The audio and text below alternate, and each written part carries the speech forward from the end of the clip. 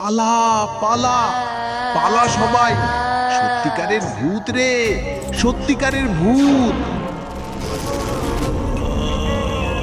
আমি যেই হই না কেন, তুই এক্ষুনি এখান থেকে চলে যা। তোকে তোকে দেখে আমার সহ্য হচ্ছে না। ওঝাকে দেখে কি কোনোদিন ভূতের সহ্য হয়? আর ঝাঁটা দিয়ে মারলে তো আরো সহ্য হবে না।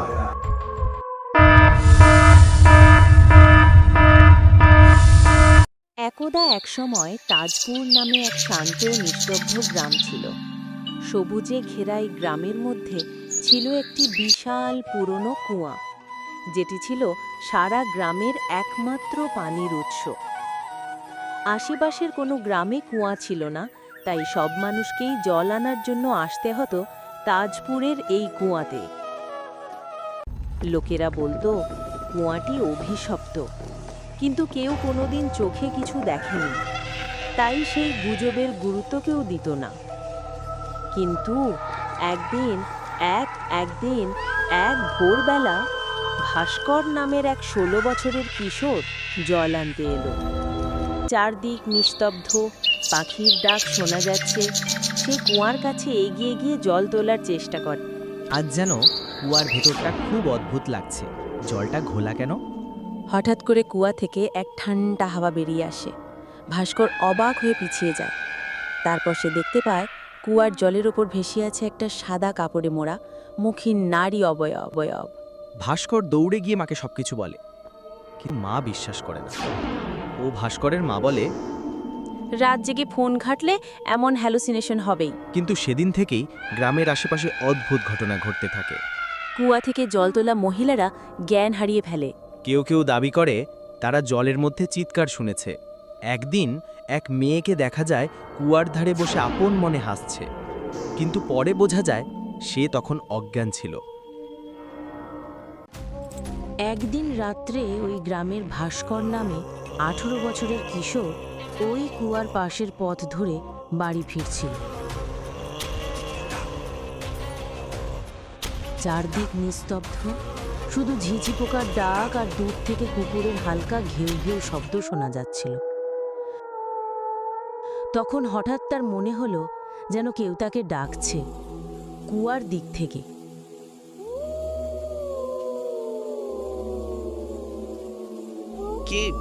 কে ওখানে?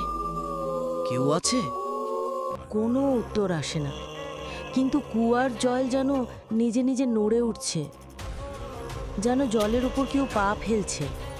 আমি জানি কেউ মজা করছে, থামো, আমি মোড়লদাকে বলবো। এই বলে ভাস্কর পিছু হটে, কিন্তু হঠাৎ কুয়ার জলের ভেতর থেকে এক মুখহীন নারীর অবয়ব উঠে আসে। তার গায়ে ভেজা সাদা কাপড়, চোখ নেই, মুখ নেই, শুধু একটা ফাঁকা কালো গহ্বর। আমি জানি কেউ মজা করছে, থামো, আমি মোড়লদাকে বলবো। এই বলে ভাস্কর প্রাণপণে দৌড়ে পালায়, পিছন ফিরে আর তাকায় না, শুধু দৌড়ে বাড়ি ফিরে আসে। এই ঘটনার পরদিন গ্রামের মোড়ল পেয়াদা পাঠিয়ে ঢোল বাজিয়ে ঘোষণা করান, সাবধান, সাবধান, সাবধান, সাবধান! গ্রামের সকল মানুষ শুনুন।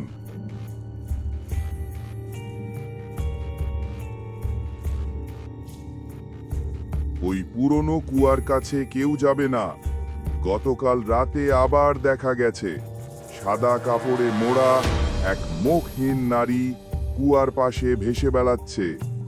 গ্রামের মোড়ল আদেশ দিয়েছেন কেউ ওই পথে যাবেন না। যদি কেউ কুয়ার ধারে কাছে যায় তার পরিণাম ভয়ঙ্কর হবে। 5 জন পেয়াদা পুরো রাত পাহারা দেবে কুয়ার চারপাশে। এই সতর্কবার্তা শেষ নয়, আজ রাতেই কুয়ার সামনে তান্ত্রিক বিভাস বাবার ডাকা হয়েছে। তিনি বলবেন কুয়াতে ঠিক কি আছে। আচ্ছা, আমি এখন আসছি। আর যেটা বলেছি সেটা যেন ভুল না হয়, মনে রাখবে কিন্তু। এই বলে পেয়াদা ডোল বাজিয়ে গ্রাম থেকে বেরিয়ে যায়। তুই শুনলি তো, কুয়ার ধারেই নাকি আবার কেউকে দেখা গেছে। হ্যাঁ রে, পেয়াদা স্পষ্ট করে সাবধান করে গেল, কুয়ার কাছে যেন কেউ না যায়। আগে তো এমন কিছু শুনিনি। হঠাৎ করে এসব কি হচ্ছে? শুনেছি ভাস্করই প্রথম দেখেছিল। ওর মুখে শুনলে গায়ে কাঁটা দেয়। তবে কি কুয়াটার মধ্যেই সত্যি কিছু একটা আছে? জানি না কি হলো এই গ্রামটার। চলো সবাই বাড়ি চলো।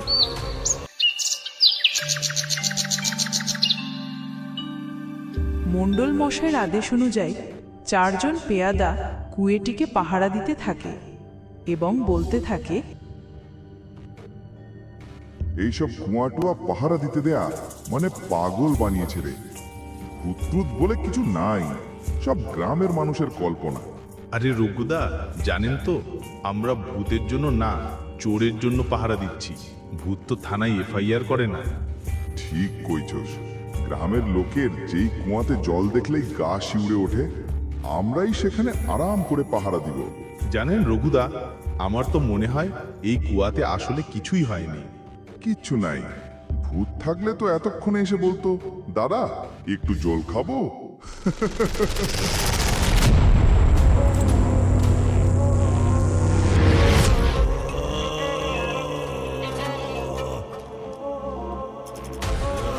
হো, হঠাৎ এত চুপচাপ কেন লাগছে রে? বাতাস থেমেছে রে।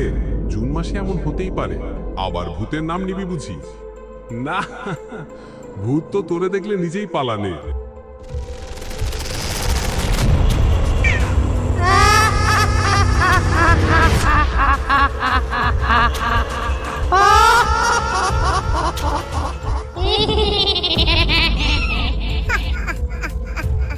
তাই নাকি রে? আমরা ভূতেরা তোকে দেখে পালাবো? আয় রে আয়, দেখি তোকে, মুখখানা তো একবার দেখাই দে।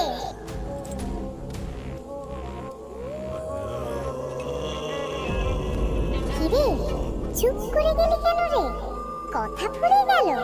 এই তোর সাহস! যে মুখে এতক্ষণ হুঙ্কার দিচ্ছিলি, সেই মুখটাই তো এখন কাঁপছে। ভেবেছিলে ভয় দেখাবি, এখন তো দেখছি তোরা ভয়ে জড়ো হয়ে গেছিস।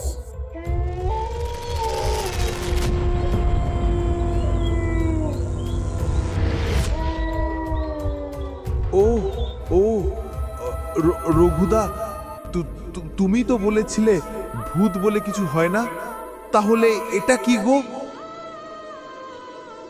না, আরে ভূত টুত কিছু না। আমার মনে হচ্ছে কেউ আমাদের ভয় দেখাচ্ছে।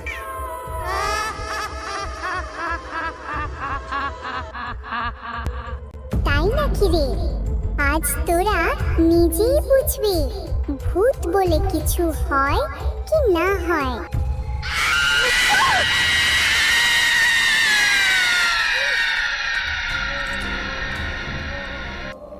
পালা পালা পালা সবাই, সত্যিকারের ভূত রে, সত্যিকারের ভূত।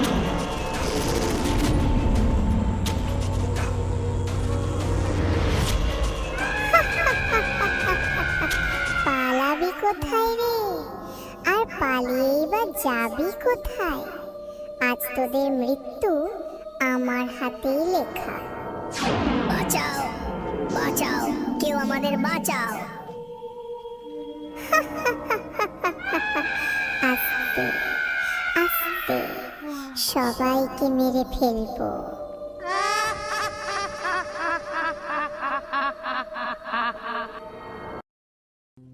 পরের দিন সকালে ওই 4 পেয়াদা মৃতদেহ কুয়ার আশেপাশে পড়ে থাকতে দেখা যায়। মোড়ল মশাই, এবার কি হবে বলো? আমাদের গ্রামটার একটার পর একটা লোক মরেই চলেছে। মনে হচ্ছে কেউ বাঁচবে না আর। চিন্তা করো না, আজ রাতেই তান্ত্রিক বিভাস বাবাকে ডাকা হয়েছে। তিনি নিশ্চয়ই কিছু একটা ব্যবস্থা করবেন। বিভাস বাবা, অবশেষে আপনি এলেন। আমাদের গ্রামটা নরকের দ্বার হয়ে দাঁড়িয়েছে। এক এক করে সবাই মারা যাচ্ছে। কিসের অভিশাপ এটা? আমি জানি, এই ভূমিতে রাত নামার পর অন্য এক শক্তির বিচরণ শুরু হয়েছে। শুধু মৃতের আত্মা নয়, জাগ্রত হয়েছে পুরনো এক অভিশাপ। আচ্ছা, এই কুয়াতে কি কোনো ঘটনা ঘটেছে? হ্যাঁ বাবা, কিছু মাস আগে এক যুবতীর মৃতদেহ পাওয়া গিয়েছিল। এই সব কথা তো তোরা আগে বলিসনি। না মানে এই ঘটনাটা যে এর কারণে হতে পারে তা আমরা ভাবতে পারিনি। ভুল করেছিস, সে এখন প্রতিশোধ নিচ্ছে। ভুল হয়ে গেছে বাবা, আপনি এর একটা বিহিত করুন। শোন তবে, এই গ্রামের এক মাতাল ওই কুয়াতে প্রস্রাব করেছিল। তারপর থেকেই শুরু এই মৃত্যুর মিছিল। তাহলে কি হবে বাবা? কিভাবে বন্ধ হবে এই অভিশাপ? আজ রাতেই, মধ্যরাতে আমি ডাকবো তাকে। তার সঙ্গে মুখোমুখি হবে তন্ত্রের শক্তি। কিন্তু সাবধান, কেউ চোখ তুলেও তাকাবে না, আর কেউ এই কুয়ার সামনে আসবে না। আপনি যা বলবেন তাই হবে বাবা। আমরা আপনার ওপরই ভরসা রেখেছি।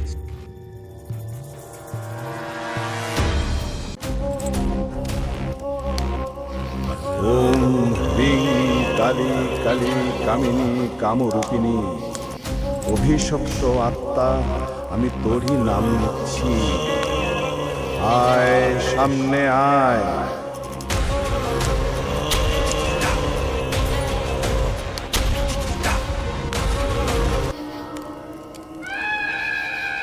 কে আমাকে ডাকলো?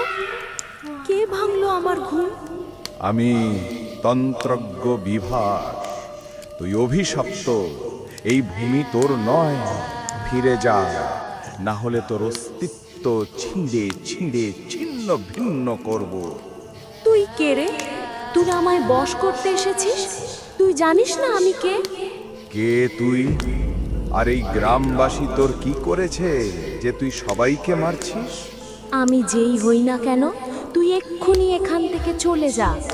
তোকে তোকে দেখে আমার সহ্য হচ্ছে না। ওঝাকে দেখে কি কোনোদিন ভূতের সহ্য হয়? আর ঝাঁটা দিয়ে মারলে তো আরো সহ্য হবে না। কি রে, তুই আমাকে মারবি? তুই জানিস না আমার ক্ষমতা কত? তাই নাকি? দেখি তোর কত ক্ষমতা। ওম ভূত প্রেত নিশাচর, তন্ত্র মন্ত্রে করি জ্বর, আগুন জ্বলুক চোখে চোখে, ওঝার দৃষ্টিতে কাঁপে শত্রু মুখে। ওম ক্লিং কালিকা, ওম হ্রিং হ্রিং কালী। বেরো এই দেহ ছেড়ে, শুন শ্মশান বালি।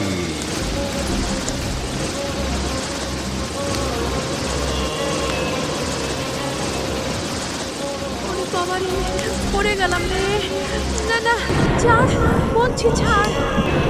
এই আগুন, এই তাবিজ আমাকে পোড়াচ্ছে। ওঝারি থামা, আমি আর কিছু করবো না, ছেড়ে দে। চুপ শয়তান, তোকে আমি বেঁধে পাঠাবো শ্মশানে। ওম হ্রিং চামুণ্ডায় নমঃ। বেরো রে অপদেব, তোর সময় ফুরিয়ে এসেছে। আমি যাচ্ছি, আমি যাচ্ছি। তুই জিতবি, আজ তুই জিতবি। তুই আজ পার পেলি, আবার আসবো আমি, অন্ধকার নিয়ে আসবো।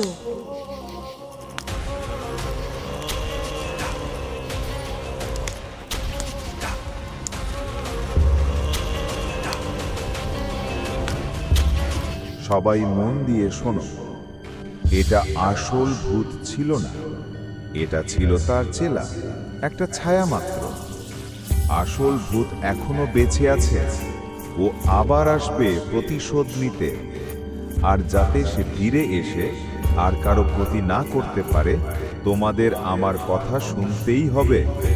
আমি যা বলবো ঠিক ঠিক তাই করবে, না হলে এবার রক্ষা কেউ করতে পারবে না।